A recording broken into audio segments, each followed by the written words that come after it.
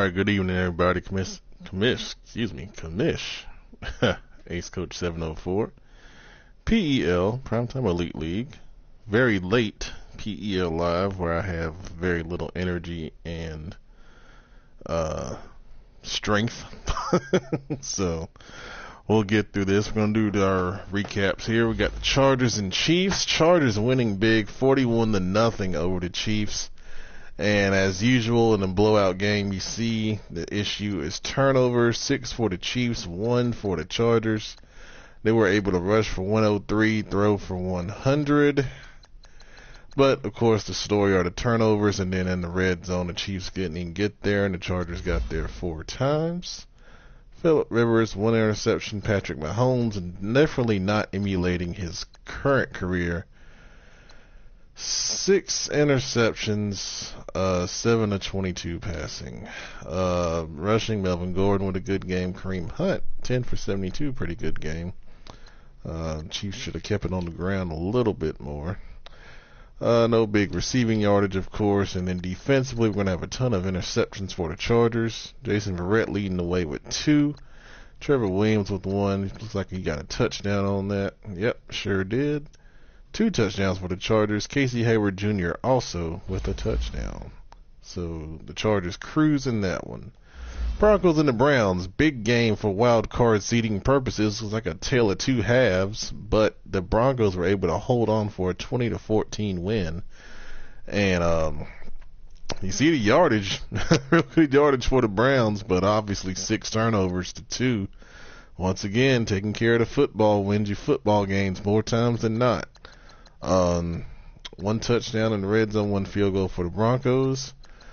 But both of these teams really needed this win, and the Broncos got it, and it's going to help their wild card chances. Baker Mayfield, obviously 5 interceptions, but threw for 377 yards. Good Lord. Not much rushing in this game. Receiving, Josh Gordon, 128. It's like he had the biggest game receiving. But Cleveland had some big plays offensively. Look at some of these averages for catching yardage. My goodness. And then defensively, another big game for Myles Garrett and for Bradley Chubb. 3 sacks each. My goodness. What is the secret? These young pass rushers dominating. I can't get my guys to do that.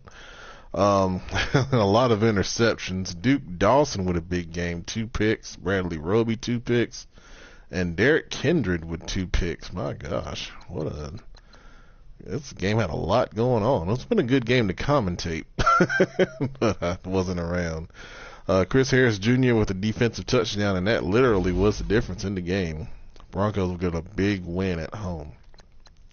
Texans over the Jets, 31-13. Pretty good competitive first half there, but the Texans take control in the second half. Of course, here we go. Turnovers. 4 turnovers for the Jets, 2 for the Texans. Texans had a good game offensively. 113 on the ground, 305 passing. Definitely pales in comparison. Pretty much doubled up the Jets' offensive production. Looking at the individuals, Deshaun Watson, very good game. 4 TDs, 330 yards passing. Darnold struggled a little bit with 4 interceptions. Lamar Miller, good game on the ground with 90 yards rushing.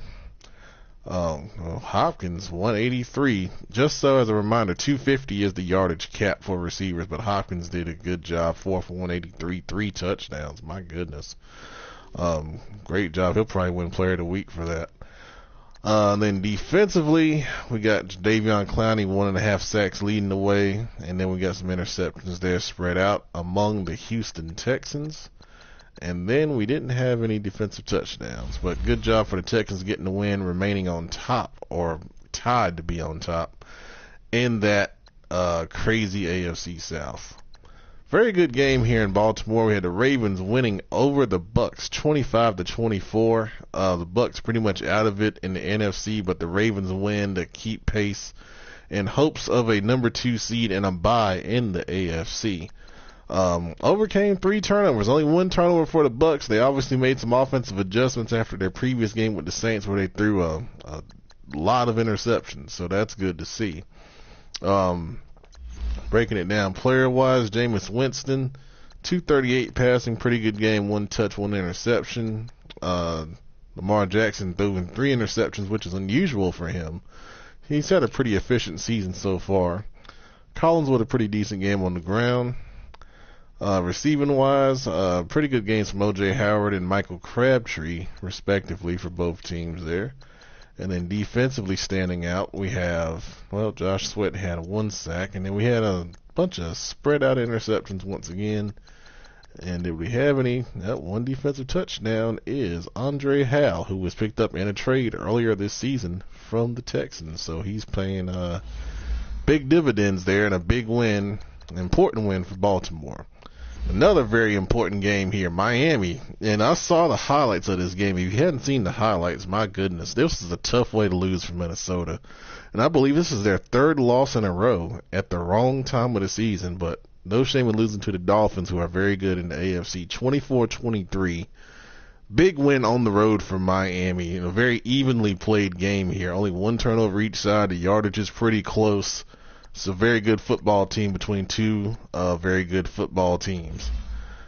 Stat-wise, Kirk Cousins, good game, 236 and a touch. Osweiler, the quarterback.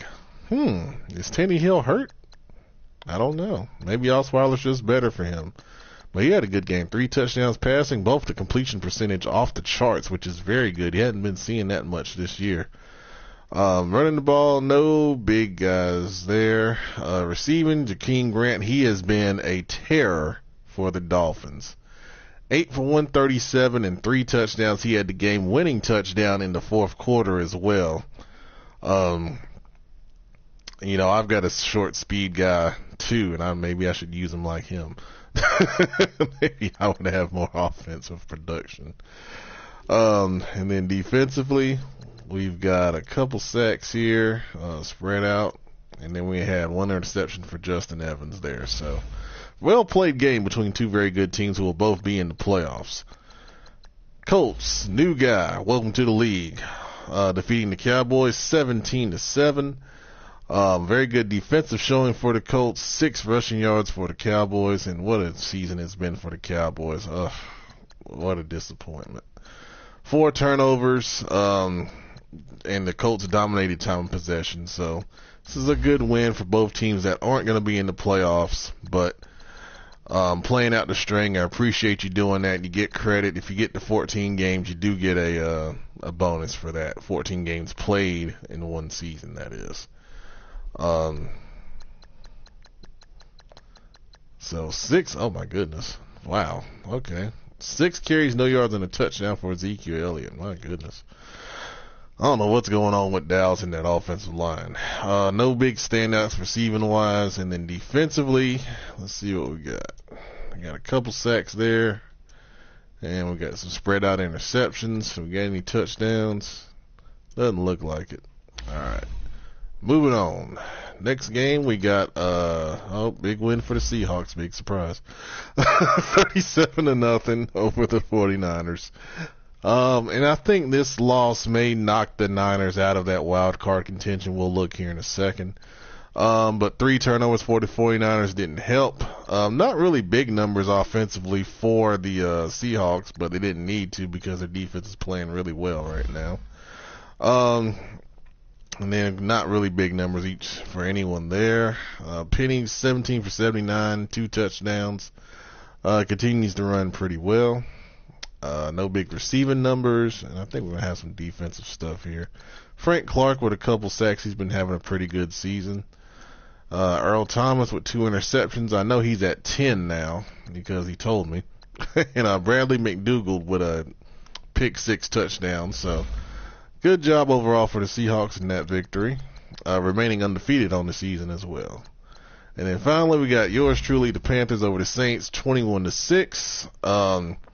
Not a lot of yardage offensively in this game. This is a game of turnovers, as you can see. And I don't like playing those kind of games. But Marshawn Lattimore had 2 interceptions on me. Both were ridiculous. And then we did a good job. Luke Kuechly had 2 interceptions, and I think we had a couple others. We'll see here in a second. But we did good in the red zone. That was the big difference there. 2 touchdowns to 1 field goal for him. Me and Reggie have played a lot over the years, so that's why we have all the turnovers. We know each other too well. Cam only went 5-9 for 52, went conservative this week. Drew Brees 16-23, 147, both had 3 picks each. Rushing, McCaffrey had a good game, 13-78 and a touch. Kamara was pretty much shut down. We did a good job on him. Receiving wise, no real big numbers there. Meredith did have a few catches, but nothing huge there. Then defensively, a couple sacks. Thomas Davis, Jackson, Addison got after the quarterback pretty well. Luke Kuechly had 2 interceptions along with the pick 6. Lattimore had 2 picks, both in the red zone.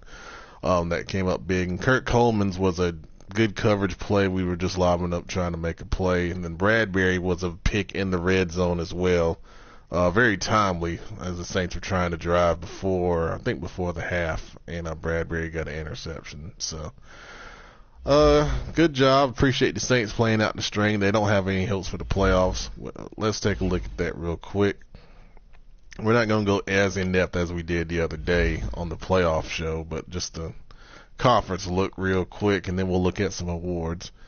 Right now, the Seahawks are the number 1 seed in the NFC. Panthers would be the 2nd seed. Vikings leading the North would be the 3rd seed.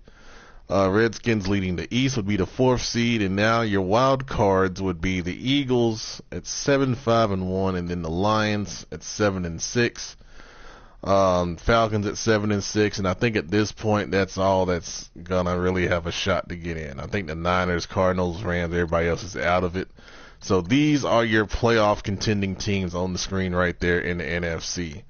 So one of these teams will be out of it, and it's going to be between the Eagles, Lions, and Falcons, I believe, considering we are in week 16? I believe week 16, yeah.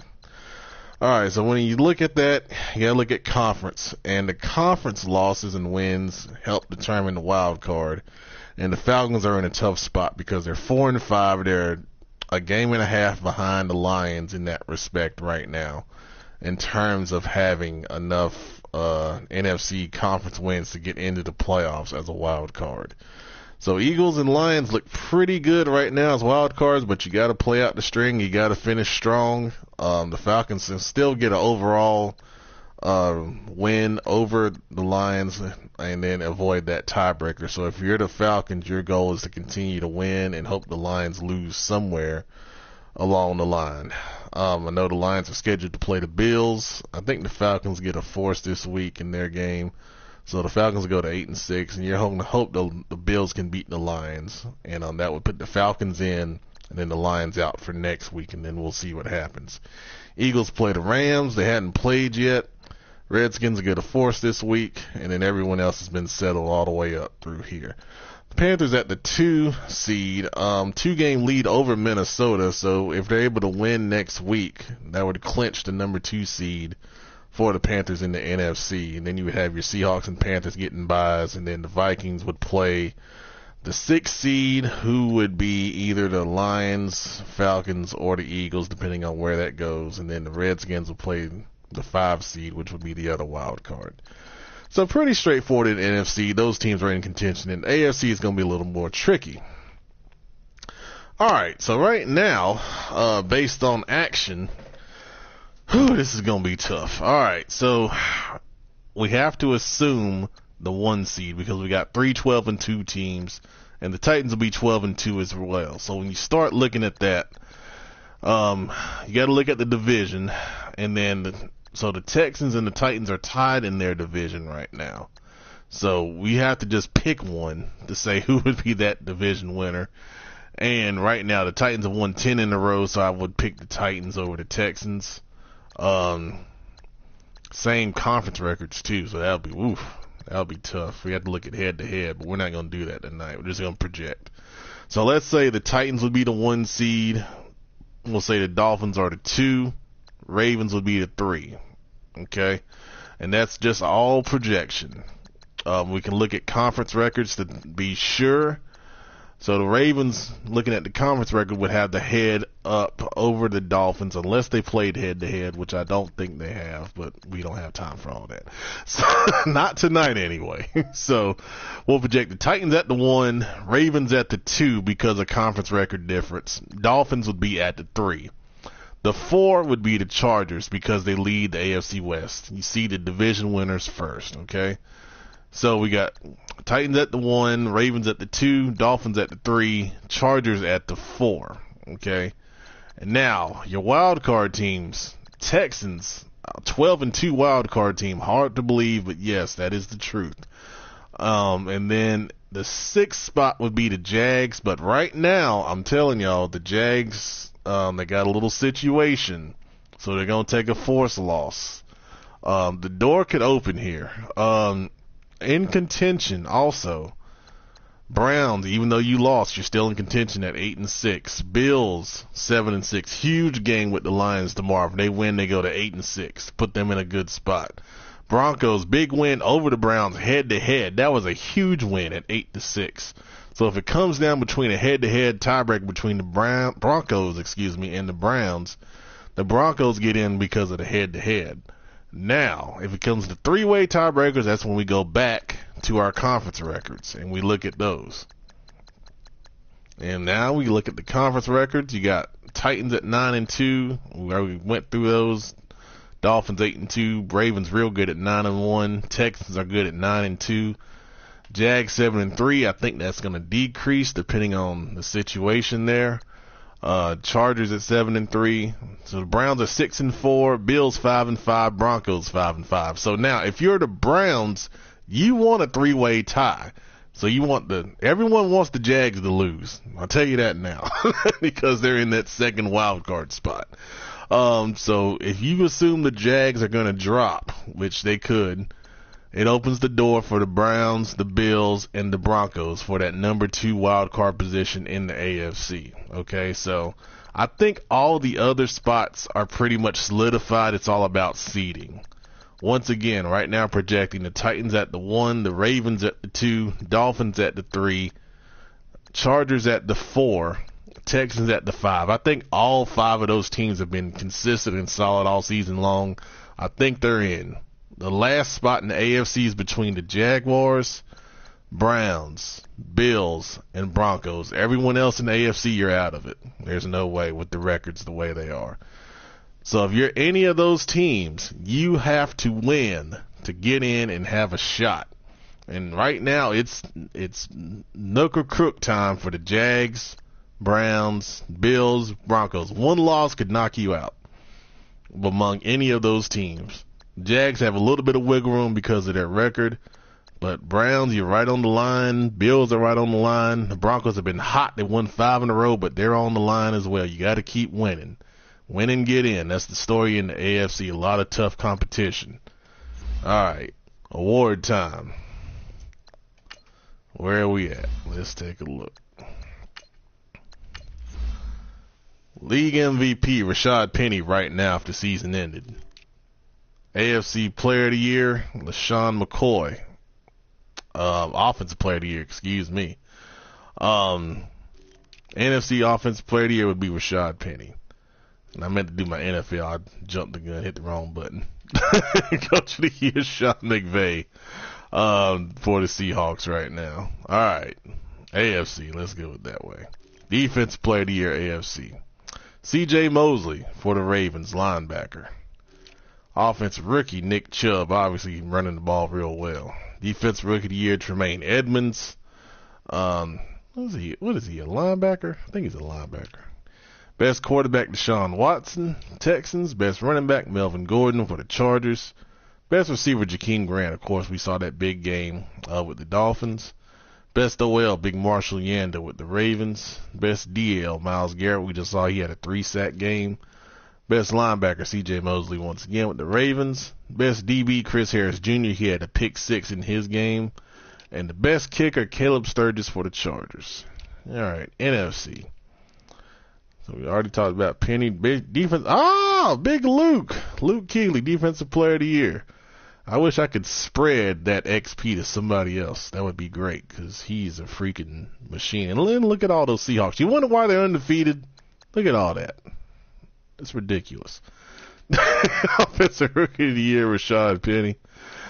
Defensive Rookie of the Year, Shaquem Griffin. Best quarterback, Alex Smith, the Redskins. That's a little surprise.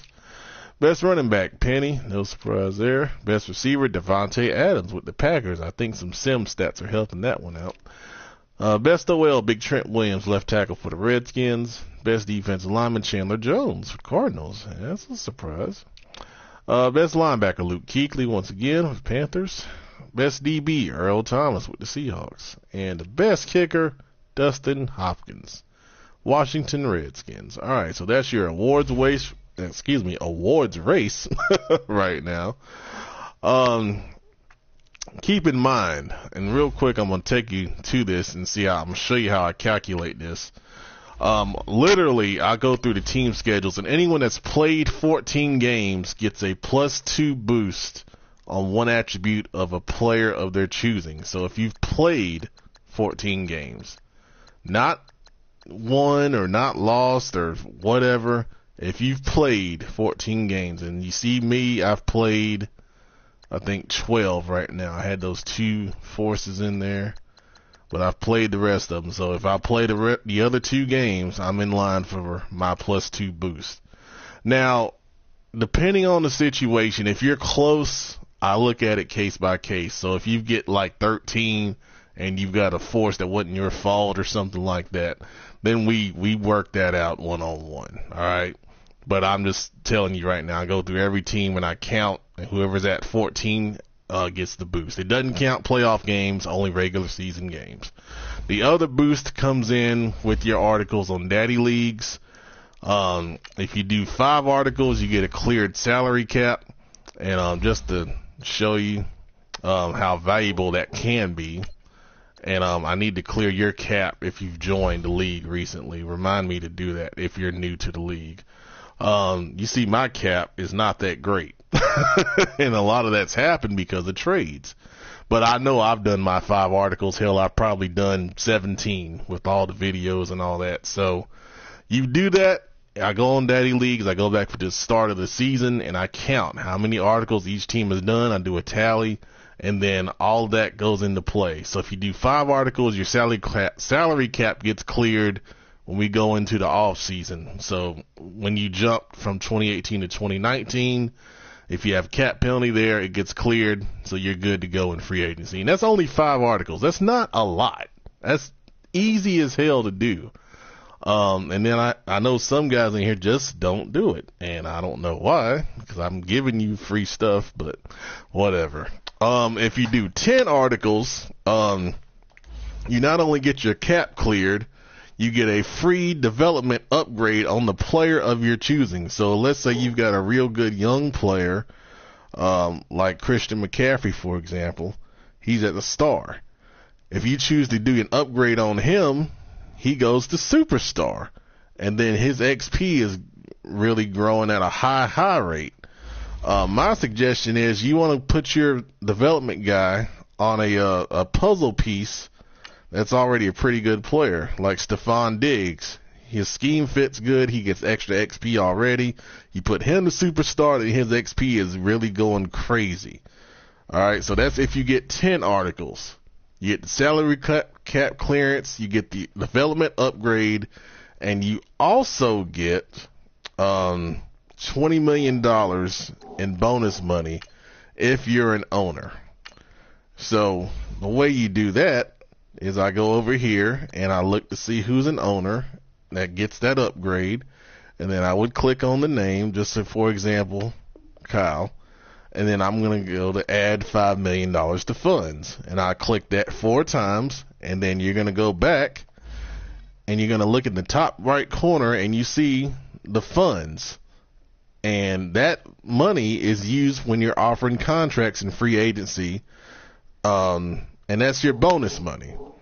So you're getting $20 million in funds to go to that. Or if you wanted to go and do something with your stadium, like I'm going to do in the off season because Bank of America's falling apart. You see your available funds right there on the left. You get an extra $20 million by doing 10 articles. So that you can do stuff to your stadium. You can rebuild your stadium if it's under 40, like you see on the screen, so forth and so on. So it's whatever you want to do with that money, and it's valuable. You can put it in contracts. You can put it in the stadium. You can do whatever you want with it. And it's free money for you contributing to the PEL. Now, we've got some guys doing so many articles, I'm going to have to come up with another tier when we get to maybe even 15 or maybe even 20, where you're getting maybe 2 development upgrades for doing all your articles and such. Those kind of things are important to me because those things made us an elite league in Madden 18. And I'm going to tell you right now, in Madden 18, we did not have as much as we are having right now, and we made the elite status last year. Right now, if we can get more people, and it wouldn't take that many more, to can do articles and such, we can compete for a Daddy League's League of the Year award. And that is really, really something special. But to get that level, those kind of leagues have that total buy-in from everyone. And right now, I think we have it from a good number of people. And I could name them, but I won't go there. But then we got to get everyone on board. You see some leagues, they have league Twitters and all that. I'm telling you guys, I am pushing to do more. Learn how to do the broadcast. You're going to have broadcast playoff games as long as they're played when they're scheduled. I will get on. I've learned how to do it through the computer. I did practice one last night with my game against the Saints. We are looking to take this league to another level. You know, all that award did was put us in a spotlight even more. And I appreciate everyone being here. But when you can, I would really love for you to, number 1, write your articles. And then number 2, if you have ideas on what you want to contribute to the league, you want us to see us do something other leagues do, let me know, man. Because right now, I think we have an opportunity to really kind of put ourselves in a place where other elite leagues have been for a couple years, and I think we're on the upswing. But we just need that additional buy-in from everyone because I can't do everything. Believe me, I'm trying. But I can't do it all. And if I get some help from some people, it would help immensely.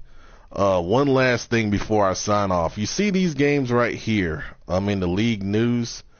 In these games, you can go in and you can see some snapshots. And I'm going to show you how to do that here in just a second. I thought this was pretty dang on cool. So you go into your things to do, your main screen. You see that bottom left, you see the triangle that says gallery. You click that. And these are game shots from the game that you played this week. And I can scroll through there with my directional buttons. And I can see when guys made big plays. And it saves those. And these pictures are what I use in my articles on Daddy Leagues. That one right there is in my article. And see, there's Demir Bird making a catch over the middle. So what you do, and this is how I have it set up for me, you push your share button, and well, I don't want to push the share button, but you would push your share button. You see how I paused, I pushed the share button. So anyway, you put your share button, save your screenshot, and then share it to whatever medium you save your screenshots to. Mine go to Facebook. I have an album set up that only I can see on Facebook. And then you copy the image link from Facebook and put it in your article. And that way you can have all those. Now, for me, I don't know if everyone can see it, but when I push my arrow on the screen, I have this ability to scroll through everyone's screenshots right here. So, for example, I know Seattle is watching, so I'll show him. You see there's screenshots from his game against the 49ers this week. So you can take those, and there's another interception by Earl Thomas. That's a pretty cool damn shot right there. You can take those and put those in your article. You can share them in the league. You can do whatever you want with them. Even for me, when I go back and make my fancy little videos, I can go back and take some of these and make a video with them. And that just adds to the immersion of the league, man. That's a great feature. Take advantage of that. There's nothing you have to do but save it and use it. I mean, it's easy, man. And you see all these games that have been played. Someone tells me to go to Colts. All right, Colts. Well, no image found. Okay. No image found. No image found. No. See, Colts. See there? You got to go look at your own images. I don't know why there's none there. That kind of sucks. But anyway, for example, you can go to different games. Let's see Dallas. Let's see if he has some. I know it's your first game. I'm just messing with you.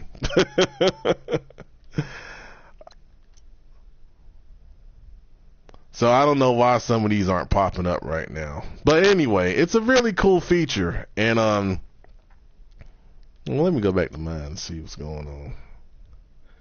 Let's back out of it. We'll go back into it real quick just to see. Might be having some kind of little issue here.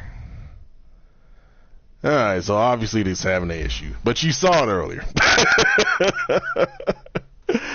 Alright, so that's all I've got tonight on PEL Live. Thank you guys for watching. I see a lot of people on. I'm shocked at this late that there's a lot of people on, but maybe a lot of people are Central Time or something. We'll explore trying it this time later next week and see if we get the same kind of response. Alright guys, thanks for watching. Y'all have a good night. Be safe this weekend. Appreciate it.